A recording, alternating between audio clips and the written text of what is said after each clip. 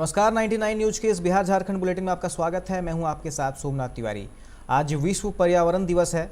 इस मौके पर आज धनबाद के बैंक मोड़ स्थित गुजराती स्कूल में श्री गुजराती अन्नपूर्णा समिति और मारवाड़ी युवा मंच कोल सिटी के तरफ से पौधारोपण कार्यक्रम का आयोजन किया गया, जिसमें मुख्य अतिथि के तौर पर सांसद पशुपतिनाथ सिंह, गुजराती समाज के शैलेन भाई वोरा और अखिल भारतीय गुजराती समाज के अध्यक्ष परेश भाई चौहान शामिल हुए। सभी ने इस दौरान पौधारोपण किया और लोगों से भी पौधा लगाकर पर्यावरण संरक्षण की अपील की।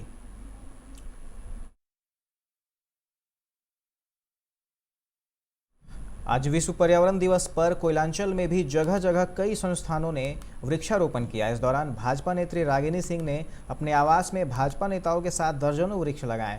उन्होंने कहा कि आज हर व्यक्ति को वृक्ष लगाने की आवश्यकता है। लोगों को अब पता चला कि वृक्ष काटने से कितना नुकसान है।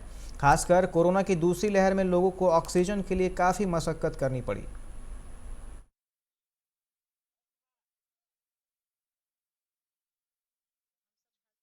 पार्टी के सभी सदस्य यहाँ उपस्थित हैं और साथ में सभी लोग आज मुझे लगता है कि आज झारखंड में बहुत सारे लोग आज बहुत ज़्यादा संख्या में आज लोग वृक्ष लगाने का काम किए हैं, क्योंकि इस बार कोरोना काल में जो लोग देखे हैं ऑक्सीजन की जो कमी हो रही थी, कहीं ना कहीं आज हमारे देश में या हमारे झारखंड राज्य सरकार में राज्य में काफ़ी भी वृक्ष की बहुत ज़्यादा ज़रूरत है।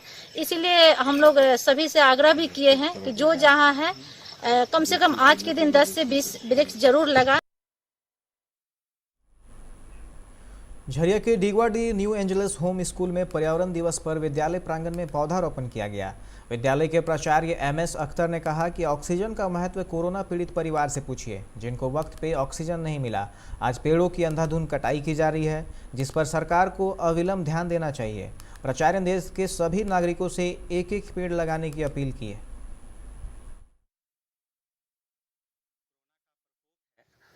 और इस कोरोना के प्रकोप में उनसे पूछिए ऑक्सीजन की कीमत, जिनको ऑक्सीजन की ज़रूरत थी और सांसें रुक गई। आज उनसे सीखने की ज़रूरत है कि अगर हर व्यक्ति अपने लेवल से अपने आसपास या अपने घरों में सिर्फ एक पेड़ लगाएंगे, तो सोचिए कि हमारा ये जो वातावरण है कितना शुद्ध और कितना ऑक्सीजन देगा। ग्रामीण क्षेत्र के बिजली उपभोक्ताओं को बिजली बिल का बकाया भुगतान करने के लिए झारखंड सरकार वन टाइम सेटलमेंट स्कीम लागू करेगी। इसके तहत बिजली बिल की बकाया राशि के समायोजन के लिए करार होगा। बकाया बिल की राशि का भुगतान उपभोक्ता बगैर डीले पेमेंट सरचार्ज के कर पाएंगे। शुक्रवार को राज्य मंत्रिपरिषद में झारखंड बिजली वितरण निगम के इस प्रस्ताव की मंजूरी से ग्रामीण क्षेत्रों के उपभोक्ताओं को राहत मिलेगी। कई विधायकों ने राज्य सरकार से शिकायत की थी कि ग्रामीण क्षेत्रों में बिजली के उपभोक्ता बकाया बिल के ज़्यादा राशि को लेकर परेशान है। इसका निदान इस निर्णय से होगा।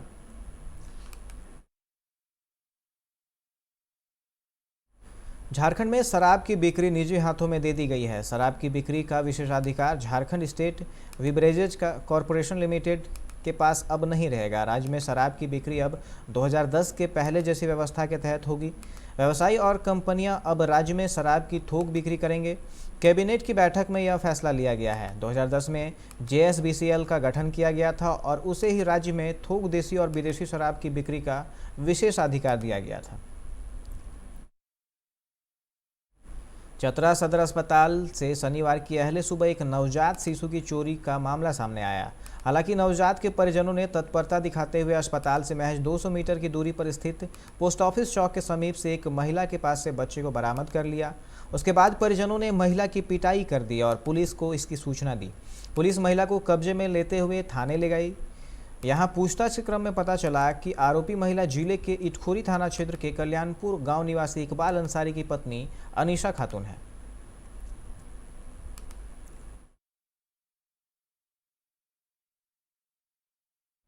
पर्यावरण जिंदगी के लिए वरदान है, जिससे सांस लेने के लिए हमें ऑक्सीजन मिलता है। यह बात कोरोना काल में लोगों के समझ में आ ही गई। इसे फिर हरा भरा बनाने व पर्यावरण संरक्षण के लिए लोगों को जागरूक होना बहुत ज़रूरी है।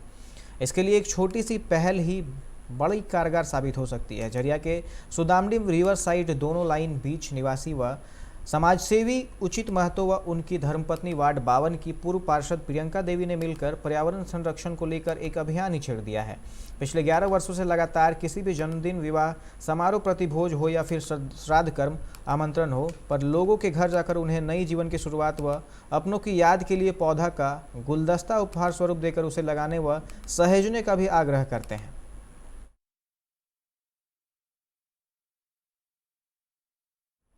आदिवासियों की मिनी असेंबली मानी जाने वाली झारखंड जनजातीय परामर्शदात्री परिषद के सदस्यों का मनोनयन अब मुख्यमंत्री कर सकेंगे।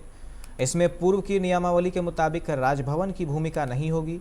एकीकृत बिहार के वक्त का लागू नियम राज्य सरकार ने समाप्त कर दिया है और नई नियमावली की अधिसूचना जारी की है। इसमें सदस्यों के मनोनयन का अधिकार राज्यपाल से लेकर मुख्यमंत्री को दिया गया है। मुख्यमंत्री इसके पदेन अध्यक्ष होते हैं। पूर्व में इन सदस्यों के मनोनयन की अनुशंसा के लिए राजभवन को सरकार की तरफ से प्रस्ताव प्रेषित किया जाता था। हेमंत सरकार ने सदस्यों के मनोनयन के लिए 2 बार नाम राजभवन को भेजे थे, लेकिन वहां से कुछ आपत्तियों और सुझावों के साथ इसे वापस कर दिया गया था। बागमारा के बरोरा में पुलिस को गुप्त सूचना के आधार पर कीचड़ में कोयला लोड हाईवा वाहन लावारिश हालत में फंसा हुआ मिला है, जिसे पुलिस जब्त कर थाने ले आई है। वहीं चर्चा है कि हाईवा में लोड कोयला अवैध है। जिस स्थान पर हाईवा पुलिस ने बरामद किया उससे कुछ दूरी पर BCCL मोराइडी शताब्दी कोलियरी है। वहीं थाना प्रभारी ने कहा कि गुप्त सूचना मिली थी कि कोयला लोड हाईवा सड़क किनारे कीचड़ में फंसा हुआ है। हाईवा में कोई नहीं है। सूचना मिलने पर मौके पर पहुंचे और कोयला लोड हाईवा को थाने ले गए हैं। कोयला अवैध है या नहीं, इसकी जांच की जा रही है। सूचना मिली थी हम लोगों की गाड़ी जो है वहाँ बीच में खेत में फंसा हुआ था रोड किनारे, इसी को लेकर आए हैं। बाकी बात छानबीन के बाद काम किया जाएगा। ये हाईवा है, इसमें कोई कोयला लगा हुआ है। ये छानबीन के बाद पता चलेगा। ये तो छानबीन के बाद ही पता चलेगा कि अवैध है या फिर लीगल है या फिर इलीगल है। कोरोना के बढ़ते प्रभाव को देखते हुए धनबाद के कोयला नगर में BCCL ने एक पहल करते हुए अपने क्षेत्रों में ड्रोन के माध्यम से सैनिटाइजेशन शुरू किया है। सैनिटाइजेशन की जिम्मेवारी तमिलनाडु की कंपनी गरुड़ा एरोस्पेस को दी गई है। कोल इंडिया ने गरुड़ा एरोस्पेस से बात कर BCCL कर्मचारियों के आवास हो या और कार्यालय को ड्रोन के माध्यम से आज से सैनिटाइज करना शुरू कर दिया है। पहले दिन कोविड अस्पताल समेत कई जगहों को सैनिटाइज किया गया। ड्रोन की एक उड़ान में करीब 10 लीटर सैनिटाइजर के माध्यम से ऊपर से हर जगह को सैनिटाइज किया जा सकता है। वहीं गरुड़ा एरोस्पेस के सदस्यों ने बताया कि गरुड़ा वह लगातार कोविड-19 में स्वच्छता कार्यों में लगे हुए हैं। इससे पूर्व भी भारत सरकार के साथ मिलकर कई कार्य किए हैं।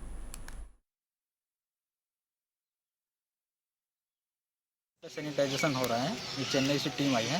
डीपी साहब यहाँ पे सुबह इनॉग्रेशन किए हैं CHD में। तो पूरी कोरोना की महामारी जैसे कि अभी फैली हुई है, उससे निपटने के लिए, उससे बचाव हेतु कॉलोनी की सुरक्षा के लिए सब काम कार्य किया जा रहा है BCCL की तरफ से। तो ये जो चेन्नई से टीम आई हुई है, क्या कुछ नाम है कंपनी का? कुछ कंपनी का नाम है Garuda aerospace private limited, Chennai. अच्छा, अभी तक कहाँ पे किया गया है? अभी तक न्यू कॉलोनी में हुआ है, HRD के सामने हुआ है, गेस्ट हाउस में हुआ है। निरसा में कोरोना वैक्सीनेशन की रफ्तार का कम होना और वैक्सीनेशन को लेकर लोगों के बीच असमंजस की स्थिति पूरे प्रखंड के लिए चिंता का विषय बना हुआ है। आए दिन वैक्सीनेशन सेंटर पर ताले लटके मिल रहे हैं, जिससे लोग वैक्सीनेशन केंद्रों तक पहुंचकर वापस लौट जा रहे हैं। इन सब मामलों को देखते हुए आज जिला आपूर्ति पदाधिकारी भूपेंद्र ठाकुर निरसा प्रखंड कार्यालय पहुंचकर प्रखंड विकास पदाधिकारी विकास कुमार सहित निरसा CO नितिन गुप्ता और निरसा स्वास्थ्य प्रभारी रोहित गौतम के साथ बैठकर पूरे योजना और कार्यक्रमों का जायजा लिया। उन्होंने कहा कि जल्द से जल्द वैक्सीनेशन की रफ्तार को सुचारू किया जाएगा। धनबाद के तोपचाची हटुंग टुंगरी गांव में तेज बारिश के दौरान आसमानी बिजली गिरने से गुजर महतो के 24 वर्षीय पुत्र प्रदीप कुमार महतो की मौत हो गई। जानकारी के अनुसार तेज बारिश के दौरान मृतक प्रदीप कुमार महतो अपने छत पर बने मकान के दरवाजे के पास खड़ा था। इसी दौरान तेज आवाज़ के साथ आसमानी बिजली उसके छत पर गिरी, जिसके चपेट में आने से मौके पर ही उसकी मौत हो गई। वहीं घर के छत पर बिजली के गिरने से घर में दरारें भी आई हैं। वहीं उसके मौत की खबर से पूरे गांव में शोक की लहर दौड़ पड़ी है।